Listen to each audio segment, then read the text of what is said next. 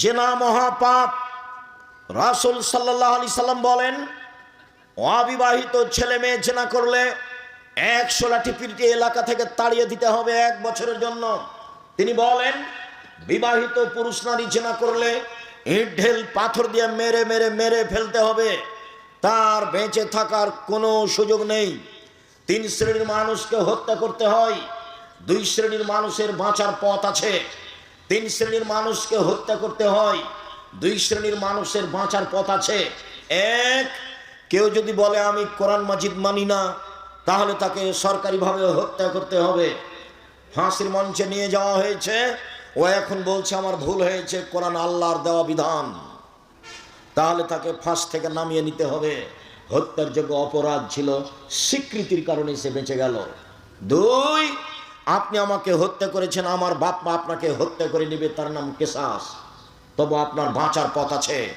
আপনাকে ফাঁসির মঞ্চে নিয়ে যাওয়া হয়েছে, গলায় ফাঁসও দেওয়া হয়েছে, আমার বাপ মা ছুটাছুটি করে বলছে আমরা মাফ করে দিলাম, আমরা মাফ করে দিলাম, আমরা কেসাস নিব না, তাহলে আপনার আর ফাঁসি হবে না। 3, বিবাহ করার পরে যদি কেউ জেনায় লিপ্ত হয়, তাহলে তাকে পৃথিবীতে বাঁচিয়ে রাখার কোনো পথই নেই,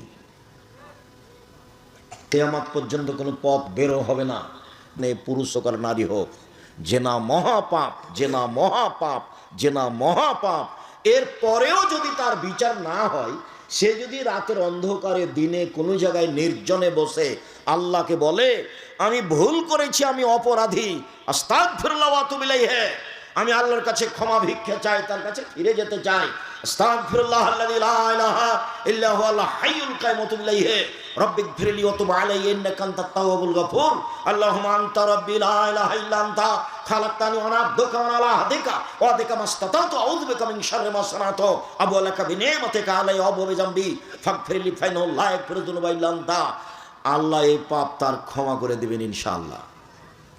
কেন? এই পাপ কার সাথে জড়িত? আল্লাহর সাথে জড়িত। আপনি দোকানে বসে আমার বদনাম করেছেন, মরা পর্যন্ত ক্ষমা চান, দেখি হয় নাকি? যদি আল্লাহ আপনাকে ক্ষমা করে দেন, আল্লাহ হবেন জালেম। আল্লাহ বলেছেন আমি জুলুম করি না, আমার উপরে জুলুম আমি হারাম করেছি, ইন্নী হারামতু যুলমা আলাইয়া, আমার উপরে জুলুম আমি হারাম করেছি। তুই যার বদনাম করেছো সেখানে ক্ষমা নেওয়া, এখানে কেন? কথা স্পষ্ট হয়নি? জিন্দেগিতে মুখ খুলবেন না কারো নামে।